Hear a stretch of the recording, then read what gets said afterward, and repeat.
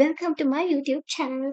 අද මම කතා කරන්න යන්නේ අවුරුදු දෙකක් වගේ ඇතුළත කොහොමද my husband නුයි අපි දෙන්නගේ vehicle dream එක achieve කරගත්තේ කියන එක. අපි දෙන්න මෙරිකරදී අපි දෙන්නට අපේ කියලා කිසිම වාහනයක් තිබ්බේ නෑ අඩු ගානේ යාටවත් මටවත් බයික් එකක්වත් තිබ්බේ නෑ.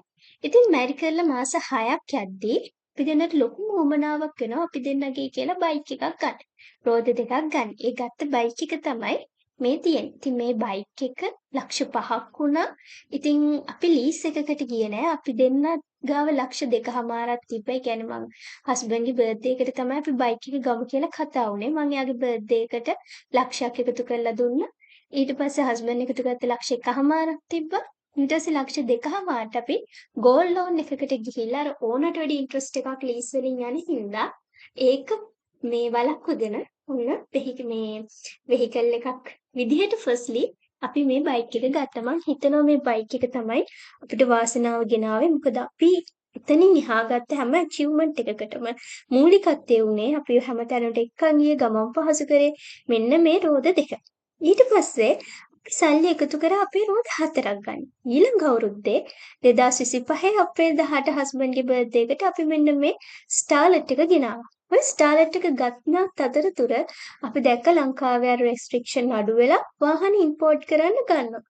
ඉතින් ඔය ඉම්පෝර්ට් කරන එක අතරතුර මට හිතුණා අපි බ්‍රෑන්ඩ් නිව් වාහනයකට ගියා නම් හොඳයි කියලා අපි මාසයක් වගේ කාලයක් ස්ටාර්ලට් එක පාවිච්චි කරලා ඒක විකුණලා සල්ලි තියාගත්තා අලුත් වාහනයකට අපි දෙන්නගේ යන්න.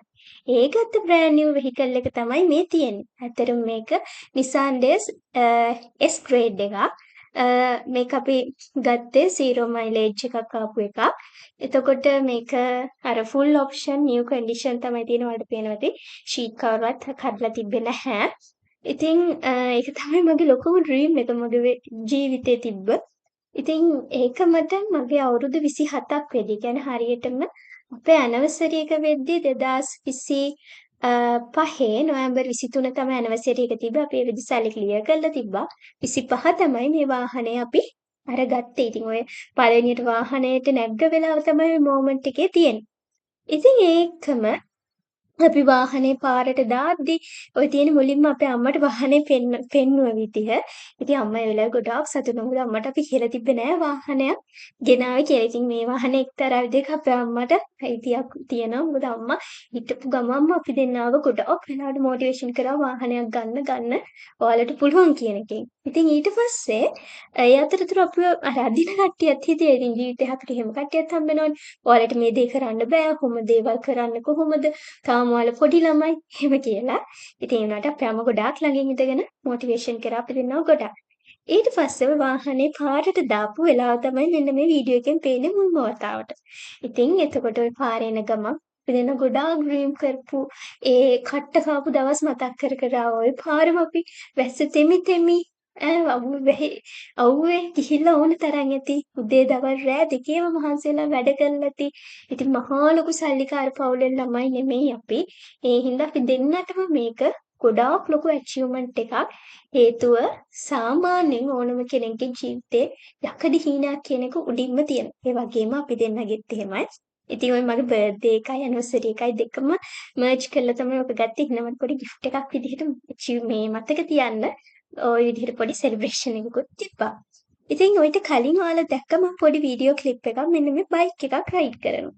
ඉතින් මේ බයික් එක ඔය වාහනේ ගන්න මම සල්ලි එකතු කර ඉද්දි පාරේ යද්දි ඔය වෙහිකල් සේල් එකකින් කියන්නේ බයික් සේල් එකෙන් දැකලා ගත්ත ඉලෙක්ට්‍රික් බයික් එකක් ඔය තියෙන්නේ. වාහනේ මගේ බයික් එකයි දෙකම. ඉතින් ඒ කියන්නේ මම ඒ වෙනකන් ඔයාලා විශ්වාස කරන එකක් නෑ. අවුරුදු 27ක් වෙනකන් මම ලයිසන් ඇප්ලයි කරේ නැහැ. හේතුව මම පොඩි කාලේ ඉඳන්ම තිබ්බ අදිෂ්ඨානයක් තමයි මම වාහනයක් මගේ කියලා බයික් එකක් ගත්තට පස්සේ තමයි ලයිසන් ඇප්ලයි කරලා ගන්න කියන්නේ. ඇත්තටම මම ඒ හින්දා වෙන්නති ගොඩාක් මොරාල් එකකින් වැඩ කරා මම වෙහිකල් එකක් ගන්න ඕනි කියන තැන. ඉතින් හිතුවට වැඩියේ අපි ගොඩාක් ඉස්සරහින් අර බ්‍රෑන්ඩ් නිව් කන්ඩිෂන් කියන්නේ බ්‍රෑන්ඩ් නිව් වෙහිකල් එකක් ගත්තා. ඉතින් ඒක අපේ අර ඩෙඩිකේෂන් එකත් එක්ක ආව දෙයක්. ඉතින් මම මේ කැම්පස් යන කාලේ මේක ලබු කැම්පස් එකට ගිහිල්ලා ඉදිගත ෆොටෝ එකක්. ඉතින් ඒ වාහනේ මම මුලින්ම කැම්පස් එකට ගිය දවස් ඉතින් එතකොට මං කල්පනා කරේ මම මේ කැම්පස් එකට ස්ලිට් එකට යද්දි බස් එකේ ඕන තරම් ආවා. හැබැයි අද මම මගේම වාහනයක තමයි මම මේ තැන් වලට එන්නේ කියන එක. ඉතින් මං හිතනවා මේක ඔයාලටත් මොටිවේෂන් එකක් වෙයි කියලා මේ වීඩියෝ එක ඔයාලගේ වෙහිකල් ඩ්‍රීම් එක ඇචීව් කරගන්න.